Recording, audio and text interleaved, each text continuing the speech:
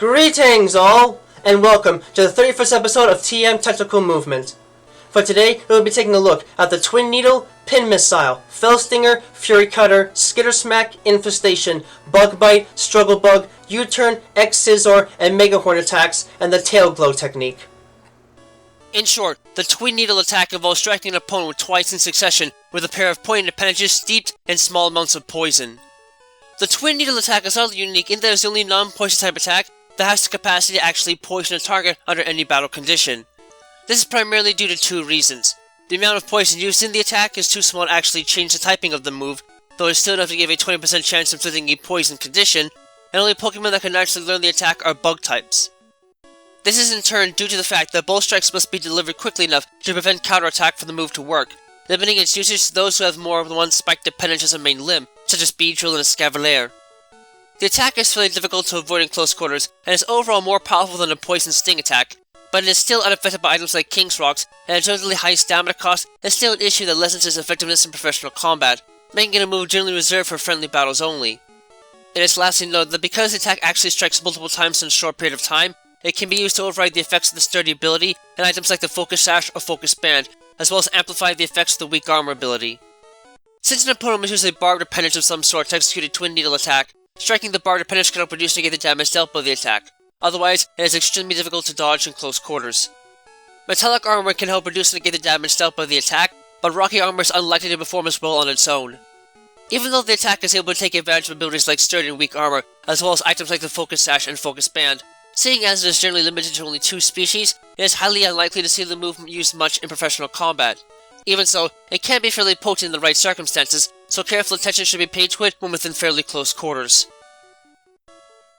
Similar to the Poison Sting attack, the Pin Missile attack involves showering an opponent in a torrent of sharp needles to inflict damage. In this case, however, the sheer volume of needles is far greater and is completely lacking in poison.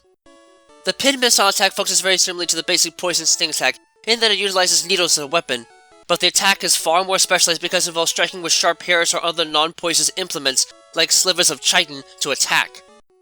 Instead of simply being a single burst, the Pin Missile attack involves firing outward successive waves of sharp needles through various chemical and biological processes, striking the opponent 2 to 5 times before the user needs to recharge. On the one hand, this makes the attack a fairly cheap way to deal considerable damage to Grass, Psychic, and Dark-type Pokemon, as the attack's natural properties easily shred through plant tissues and are effective at interrupting psychic and anti-positive energy. On the other hand, the sheer amount of stamina needed to utilize the attack in battle somewhat belittles its damage potential. It certainly isn't the best of moves that can easily be dealt with by professional trainers, as long as they can destroy the projectiles before impact, but if no other options are left, this attack can still keep opponents at bay while a more effective strategy is deduced.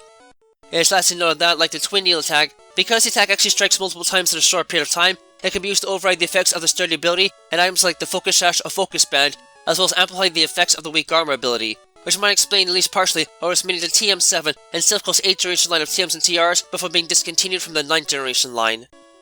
Due to the use of burst or barbed projectiles as a weapon, there is no way to directly counter the Pin Missile attack without a strong burst of flame to potentially destroy the attack, though a lack of poison makes each individual needle fairly harmless. As such, extremely agile Pokemon can still dodge enough of the attack to make any damage sustained negligible. Metallic Armor can also reduce and negate the damage dealt by the attack, but Rocky Armor is unlikely to perform as well on its own. The fact that the attack is able to take advantage of abilities like Sturdy and Weak Armor, as well as items like the Focus Sash and Focus Band, and is a fairly cheap way to pull off some decent bug-type damage in an early age, makes it a powerful move to have available in battle, and try to make it a priority attack to keep watch over, even if one does have Pokemon with strong armor that can repel the needles. In effect, the Fell Stinger attack involves user attacking with a sharp stinger or thorny protrusion and an extremely aggressive adrenaline-fueled rush. The act of defeating an opponent in battle is usually a rewarding experience for most, as it triggers the release of endorphins and other chemicals that alter the perceptions of a Pokemon to make them happier or even more aggressive. Sadly, these sorts of experiences are usually completely subjective and may or may not come with the actual defeat of an opponent. Instead of just hoping that their battle fervor will carry them through multiple opponents, a few species of Pokemon have learned how to trick their own bodies into getting this battle fervor whenever they really want. The Fell Stinger attack itself simply involves a Pokemon striking a target with a pointed barb or stinger after working themselves up into a frenzy. The actual damage done by this attack is fairly small, even in comparison to regular moves like Tackle or Pound, but it does come with an added twist if it manages to actually be enough to defeat an opponent. Normally when this attack is delivered, the user relaxes afterwards and nothing more happens. If, however, the attack is enough to finish off their opponent, built-in behavioral processes will automatically kick their fervent state into overdrive and force their brains to release massive amounts of adrenaline into their bodies. This has the immediate effect of critically raising the user's attack stat about twice as much as normal. As such, the potential this attack has for powering up a Pokémon is more than a bit startling, and can certainly be enough to turn an otherwise angry physical offender into a furious fighting machine that even the best of physical defenses will have a hard time overcoming. Since an opponent is usually barred appendage of some sort to execute a Fell Stinger attack, striking the barred appendage can help reduce the damage dealt by the attack. Otherwise, it is extremely difficult to dodge in close quarters. Metallic armor can also help reduce the damage dealt by the attack, but rocky armor is unlikely to perform as well on its own. The Fell Stinger attack may not be extremely damaging or even common enough to be of much concern, but if your Pokémon are on the ropes and the opponent has access to this attack, only quick reflexes and a temporary switch in active Pokémon will be able to nullify the worst potential effects the move has in battle. As one might imagine from its name, the Fury Cutter attack involves striking an opponent with a rapid slash from a claw, scythe or blade armature in much the same fashion as a cut attack, but with rotational motion added in. As with the cut attack, the Fury Cutter attack effectively involves a Pokémon attacking an opponent with a rapid cutting strike designed to inflict damage through the formation of a laceration. While the initial strike from a Fury Cutter attack is rather weak with a base power of only 40, and is almost identical to the cut attack in terms of execution style, it usually doesn't stay like this for long. Unlike most slashing attacks, the Fury Cutter attack is delivered while the user is rotating its body slightly. Among those that can learn the attack naturally, this causes tension to build up within the elastic tissue in the limb muscles. When released, this build-up tension has the effect of substantially increasing the amount of damage delivered by the next strike, oftentimes resulting in the base power of the attack being doubled. This in turn causes even more tension to be built up within the arm muscles, repeating the cycle once more before the elastic potential of the user's muscles reaches its limit. By the time this happens, though, the attack's otherwise weak base power will have shot all the way up to 160, making it the most powerful bug-type move available. However, this attribute will be negated if the user misses the opponent or uses a different move between strikes, resetting the move's base power back to 40. Not surprisingly, the move has proven to be quite popular among bug-type users and trainers in general, not only because many Pokémon that learn the attack naturally are bug-types, though the move is actually considered to be bug-type in nature only because of its psychological effects on grass, psychic, and dark-type Pokémon among others, but also because it can nonetheless be learned by a very wide variety of Pokémon that can allow fast combatants to become unstoppable fighting machines if given the time needed to power up the attack. Unfortunately, the fact that most bug-types are relatively weak when it comes to defense makes it a bit tricky to use practically in this fashion. Silphco attempted to eliminate this problem years ago by releasing Fury Cutter as TM49 within the second generation line of TMs, but the degree to which the attack was being abused by professional trainers quickly led them to discontinue the move afterwards. Since an opponent needs sharp claws or blade appendages of some sort to execute the Fury Cutter attack, damaging these blade accessories can help reduce and negate the damaging power of the attack. If this is not an option, however, extremely agile Pokémon should still be able to dodge the attack in close quarters. Strong metallic armor can help reduce and negate the damage dealt by the attack, but weaker metallic armor and rocky armor in general are unlikely to perform as well on their own at higher power levels. The Fury Cutter attack might not start out as something truly worth fearing, but if it manages to connect more than once, the damage it can do is staggering, and it should thus be countered with strong defenses and especially evasive tactics if at all possible. In effect, the Skitter Smack attack involves the user rapidly skittering behind an opponent before forcefully striking them in the back to deal damage. The Skitter Smack attack is a rare move that is generally only acquired by Pokémon through artificial interactions, though it can be learned naturally by the members of the Tarantula and Tinkatink families. While the attack might not have the exact hallmarks that help to identify it as a bug-type move, the evasive and sneaky nature of the attack renders it capable of inflicting damage to a degree that matches that of other bug-type attacks, hence its classification as one. In essence, the Skitter Smack attack is a simple blow that involves the user utilizing fancy and quick footwork to sneak around to the backside of an opponent. Once there, when the opponent is not looking, the user will forcefully ram an appendage or the whole body into the target for a surprise attack. While the move itself takes a bit of time to prepare and relies on the opponent not seeing the user to deliver it, rendering it less than perfectly accurate, it does come with one nasty side effect that can make it a threat. When this attack does manage to connect, it is done in such a way as to attack the pressure points of the opponent in order to cripple their capacity to harness elemental energy as a direct weapon. As such, when the move does hit, it will always lower the target's special attack stat. This can make the unconventional attack a great way to cripple the opposition if they prefer to attack from afar, and in turn makes the unusual move a valuable asset to have if the name of the game is depowering the opponent to the point where they can no longer hit hard enough to be as effective as they need to be in the heat of a battle, helping to explain why it was converted into TM219 for Silphco's 9th generation line of TMs. Since an opponent might need to use an appendage of some sort in order to execute a Skitter Smack attack, striking or otherwise damaging the offending appendage can help reduce and negate the damage dealt by the attack. If this is not an option, moderately agile Pokémon can still dodge the move given enough room. Metallic armor can, however, help reduce and negate the damage dealt by the attack, though rocky armor is unlikely to perform as well on its own. The Skitter Smack attack might not always be able to hit its mark, but its offense-lowering properties nonetheless make it a serious threat to have to contend with, and only something that strong defenses, a careful eye on the movements of the opposition, and potentially attacks and techniques that raise one's special attack stat or lower the opponent's special defense stat will be able to counter. In essence, the Infestation attack evolves using emitting a high-frequency burst of sound to summon a horde of small insects that then attack and seriously annoy the opposition. Insect-based Pokemon in general are the most common in terms of numbers in the world, but in almost all cases these creatures do not interact with normal insects as one might otherwise expect. This move, however, serves as the primary exception to this rule. In using the Infestation attack, a Pokemon releases a high-pitched noise designed to scramble the minds of nearby insects and effectively direct them to attack the opponent with all their might. Not surprisingly, the small size of these attackers means that this attack does very little in the way of actual damage, but this is only the beginning. Thanks in part to the simple brain structures, once these small helpers start to attack, they will continue to attack the target long after they are called to do so, not only dealing damage to the opponent at the end of every turn, equal to about 12.5% of the maximum HP stat, but, more importantly, making the attack's target so annoyed and frenzied over the tiny attackers that they are unable to concentrate in battle and are completely prevented from escaping for as long as the move lasts, between 2 to 5 combat turns. This attack may not be the most direct way of dealing damage, but it can more than prove to be a problem for opponents that otherwise need to make a hasty retreat pronto, especially since it is affected by items like King's Rocks. This is what inspired Silph to release the move as Team A3 in the 6th and 7th generation lines of TMs, though it was discontinued afterwards. Unless one can use a bit of fire to roast the insects using the move before they can start attacking, there is no way to directly counter-dodge the Infestation attack. Metallic armor can help reduce the damage dealt by the attack, but rocky armor is unlikely to perform as well on its own. Overall, the Infestation attack is a strange, relatively puzzling move that can certainly make life a bit more creepy in battle, but the damage can actually do belittles its use in battle, though it can still be a nightmare if a retreat is needed immediately and should thus be prepared for accordingly. As its name might suggest, the bug bite attack evolves likely by quickly biting the opponent multiple times before retreating, sometimes causing small lacerations but relatively decent physical trauma overall. Although the bug bite attack is virtually identical to the bite attack in that it involves biting the opponent and overall does the same amount of damage with the same accuracy rate, the attack is nonetheless vastly different in its applications. Because the attack does not utilize anti-positive energy to deal damage, and in fact has natural properties that help disrupt psychic and anti-positive energy, the attack is considered to be a bug-type move. Perhaps not coincidentally, it is almost also completely exclusive to bug-type Pokemon.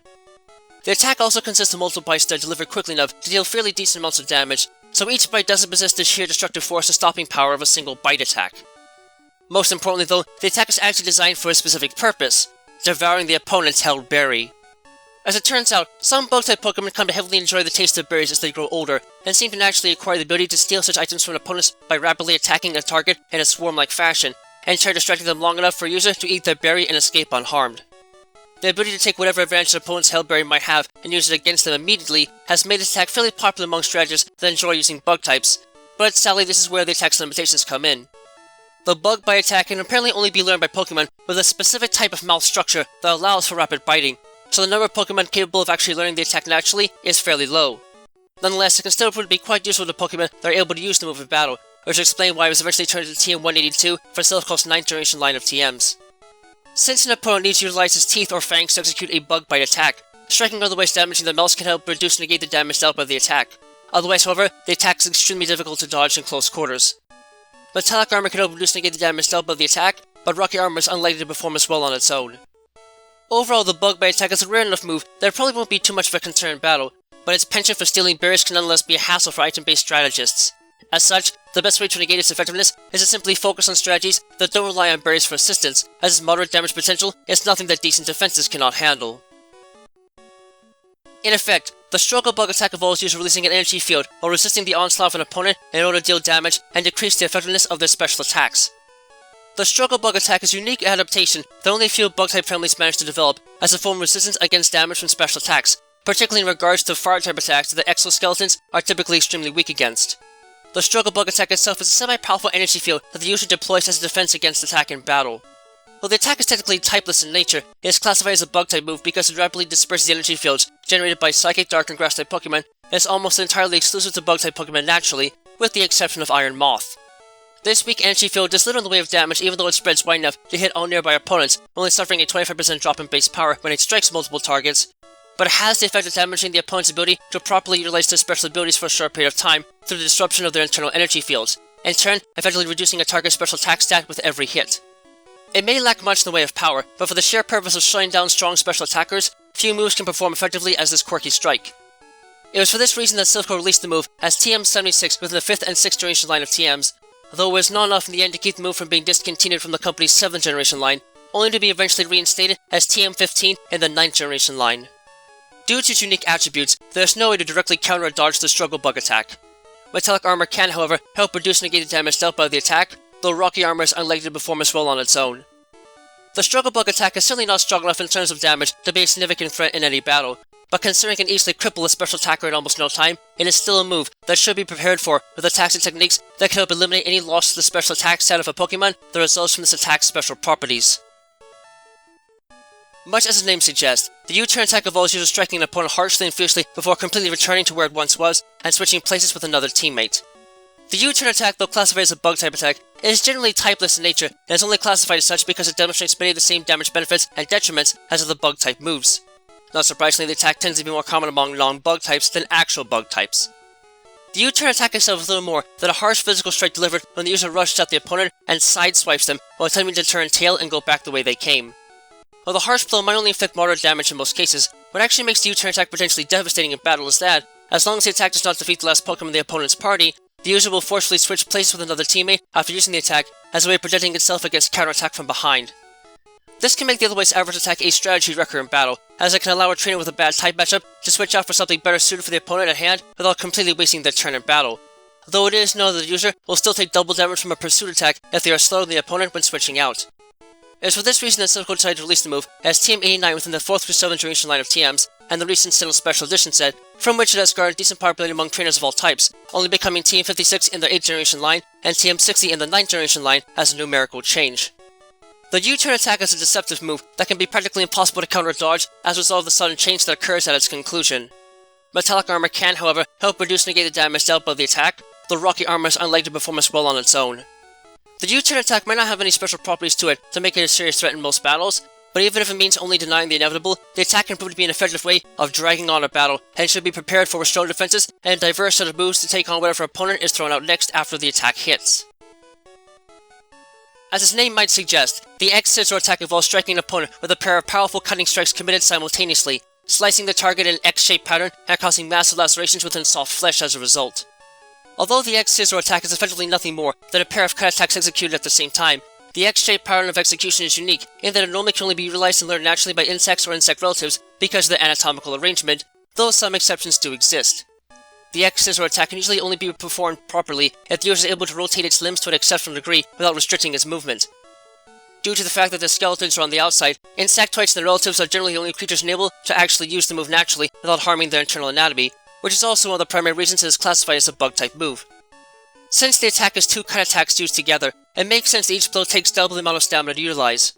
Its base power is slightly lower for each blow, however, because the user must focus energy into two limbs when using the attack, and thus cannot concentrate its full power into each blow. Even so, the X-Scissor attack has a major advantage over the cut attack, and that each attack actually forces the user to be propelled slightly backwards after delivering the blow, in turn granting enough breathing space to dodge a potential counterattack without forcing the user back far enough to interrupt its current attack pattern. The deceptive power of this move led Silph Co to release the move as TM81 within the 4th through 7th generation line of TMs, and recent Sinnoh Special Edition set, as TR60 in their first line of TRs, and TM105 as part of the 9th generation line, and has managed to gain a steady following among trainers of all kinds, particularly because powerful bug-type moves are few and far between. Since an opponent needs sharp claws or blade appendages of some sort to execute the X-Scissor attack, damaging these blade accessories can help reduce and negate the damaging power of the attack. Otherwise, however, it is extremely difficult to dodge the attack in close quarters.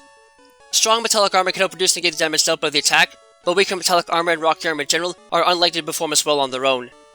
The simplistic nature of the X-Scissor attack only serves to belittle its usefulness in battle, and while it might not be a very common move to see in professional battles, it is still a vicious blow that should be countered with strong defenses at all times regardless. Similar to the horn attack, the Megahorn attack involves thrusting a horn of some sort into the opposition. The only difference is that this blow is far more forceful and is capable of easily breaking through flesh and bone with almost no trouble at all. Although the Megahorn attack is really nothing more than a powered-up horn attack, its physical properties actually differ by quite a bit. For one thing, the Megahorn attack is actually classified as a bug-type move for its ability to seemingly disrupt the psychic, anti-positive and natural energy flowing through a particular organism. This is likely because the actual force attack is delivered within a very small area, in turn amplifying the damage it does tremendously and disrupting any sort of non-bodily energy coursing through another organism. Secondly, the attack is slightly limited among Pokémon, in that only creatures capable of ramming the target forcefully without seriously damaging themselves are able to actually use the attack, and try making it among the rarer moves out there. Lastly, the Megahorn attack requires a small amount of time to prepare, and is far more demanding in terms of stamina than most physical moves, so it is not quite as accurate as the standard horn attack, nor can it be used as many times in battle before the user becomes too taxed to use it any further. Nonetheless, the Megahorn attack's impressive base power is only outdone by a fully powered Fury Cutter attack out of all bug-type moves, and even then, it takes a while for that attack to power up, while the Megahorn attack can be executed cleanly and efficiently immediately. For trainers that are willing to bet on lower accuracy rate in exchange for pure power, there truly is nothing better available to a bug-type Pokemon, which might explain why it was made into TR-28 for Silco's first line of TRs before being discontinued afterwards.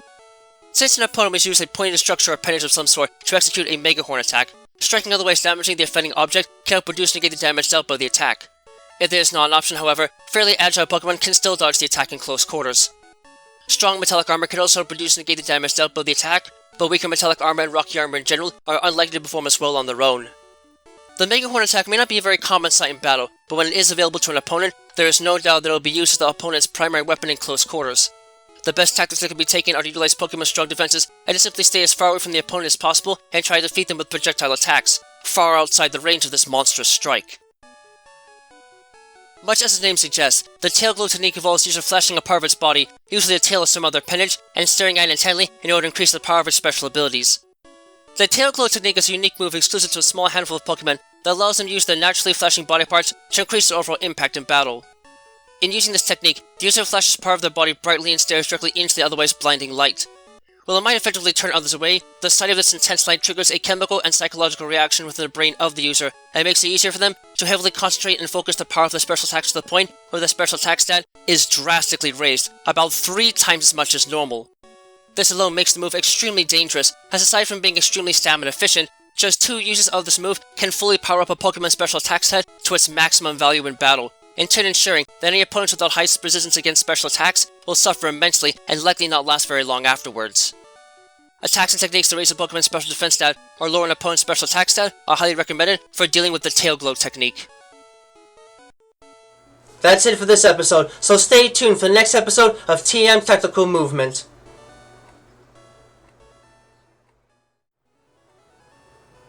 Thank you all for watching this video. It always brings me great joy to see others enjoying the work I do to try and make the world of Pokemon and the fascinating creatures that lay inside of it feel as real as they possibly can. If you really enjoy my work, please feel free to leave a comment and subscribe, as I always do my best to respond to any and all comments that are left on my videos. In addition, if you wish to learn more about my work and help support it, you can find links to my Patreon page, as well as email and other contact information to my work on DeviantArt in the video description down below. Furthermore, you can find a link to my Discord server there as well if you'd like to get a first glimpse at what videos are coming up next and converse with other fans of the world of Pokemon. Thank you for taking the time to watch this, and have a wonderful rest of your day.